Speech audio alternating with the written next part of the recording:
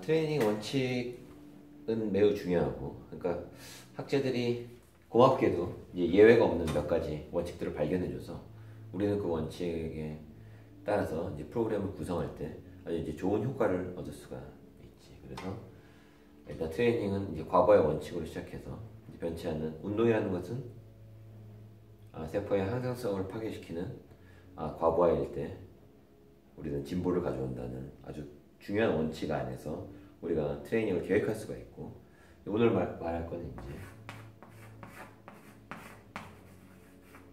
주기화의 원칙. 사실 이 주기화가 원칙인지 아닌지 사실 나는 약간 이제 고민한 적이 있었는데, 초반에 이제 대학생 때 아니 혹시 예외가 없는 게 원칙인데 아니 한 가지 방법으로만 끝까지 가는 사람이 없을까? 이런 상상을 이제 했던 적이 있는데, 이제 물론 지금 20년이 지난 지금에 돌이켜 보면 주기화를 하지 않고 그 엘리트 수준에 도달한 케이스는 아직까지는 이제 보지 못했죠. 아무리 타고나도 주기화 없이 하는 경우는 이제 없다는 것을 이제 발견하게 됐는데, 이제서야 좀 인정을 하고 주기화 중요성을 강조하고 있고, 오히려 주기화 없이는 안 된다는 것을 많이 이제 느끼고, 주기화를 통해서 과거의 원칙을 정확하게 이제 적용할 수 있다는 것을 인식하고 있는데, 그냥 상식적으로 생각해서 뭐 이런 질문도 많이 해요. 50kg를 10개 하는 사람이 굳이 왜 40kg 15개는 왜 시키고 30kg 20개는 왜 하고 팔굽혀펴기 50개는 뭐하러 하느냐. 그냥 50kg를 10개 하는 거를 그냥 차곡차곡 늘리면 되지 않냐. 일주일에 1kg 늘린다 그러면 52주에는 102kg로 10개 되니까 얼마나 좋아. 그리고 1년 후에는 154kg로 되고, 그 1년 후에는 208kg를 10개 하면 되잖아, 벤치를. 그럼 이제 4년 되면은 260kg 들고, 5년 되면은 이렇게 되지 않느냐 하는데 이렇게 안 된단 말이야. 그리고 또 이제 이상한 게 있는데, 아니 이건 안 된다는 건 이미 이건 상식적으로 아는 거고, 분명히 나도 그래도 어떻게든 우여곡절 끝에 그래, 키 170에 이제 120kg 10개까지 벤치를 갔는데, 120kg 10개를 드는 사람들이 왜 몸이 다 다를까? 뭐 타고난 걸로 약물인가? 혹시 뭐 타고난 건가? 이렇게 생각할 수 있지만, 사실은 이것은 이 안에 이제 주기화의 이제 비밀이 담겨 있지.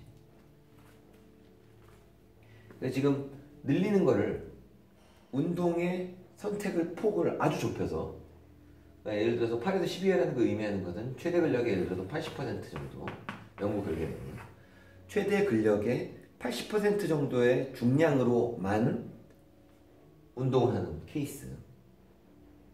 그래서 이런 식으로 계속 늘릴 거를 계획하고 있는 이 케이스랑,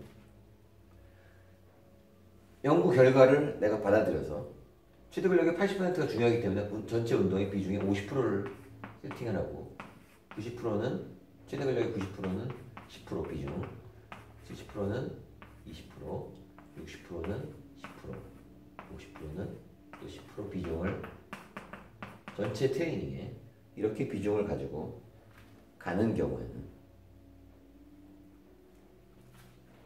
80%의 수행력이 증가 안 될 때 비중의 변화를 통해서 주기화를 이용하게 되지.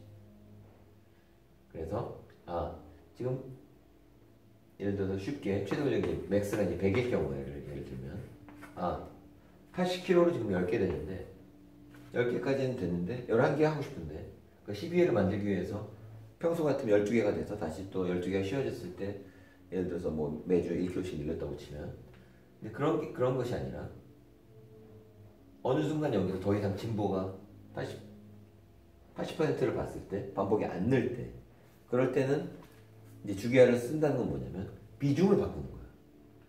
이게 50%였던 거를 비중을 이제 낮추는 거야. 유지하기 위해서 20%로 비중을 바꾸고 30% 중거리 여자동에서 예를 들어서 이걸 최대 근력이 70kg로 15개 하는 거를 20개 만들기 위한 타겟을 이쪽으로 이제 변경시키는 거. 아니면 뭐 선택은 다양하지. 60%의 비중을 늘린다든가 최대로 50% 비중을 늘린다. 반대로 고중량의 비율을 늘린다든가 이렇게 그 트레이닝의 최대 근력의 퍼센트별 비율을 변경시키면서 주기화하는 것이 가장 건강한 주기화지. 예를 들어서 최대 근력 80% 했다가 잘 안 돼. 그럼 80%를 안 하고 50%만 해. 50%만 하다가 또 안 되면 90%. 이렇게 되는 거는 어떻게 보면 주기화를 활용하기가 이제 어렵지. 왜냐면 자기 평가가 없다가 갑자기 하면 이거는 지금 어떤 것에 타겟을 두고 어떤 목표를 가지고 어떤 처방을 할지조차 이제 안 나오지만 평소에 자체를 이렇게 고정된 것이 아니라 비중의 문제로 파악을 해서 나에게 지금 중요한 부분이 어떤 부분인가를 통해서 그 부분의 비중을 변화시키는 것. 이것이 주기화야. 그래서 최대 근력의 80%가 효과가 있기 때문에 80%만 했던 사람은 주기화를 할 수 있는 여력조차 없지. 왜냐하면 90%에 대한 평가, 70%, 60%, 50%에 대한 평가가 없기 때문에 그냥 평가를 통한 처방이 일단 불가능한 상태고 비중의 변화가 아니라 그냥 선택의 문제로 운동 강도를 접근해서 이걸 해보고 안 되면 저걸 선택하고 선택하다 보면 사실은 오히려 더 미궁에 빠지게 되지만 자신의 체력을 어느 정도 전반적으로 평가가 된 상태에서 비중의 문제로 접근한다 그러면 그 비중을 변화시킴으로 한 주기화를 통해서 사실은 연계성을 활용할 수가 있는 거지.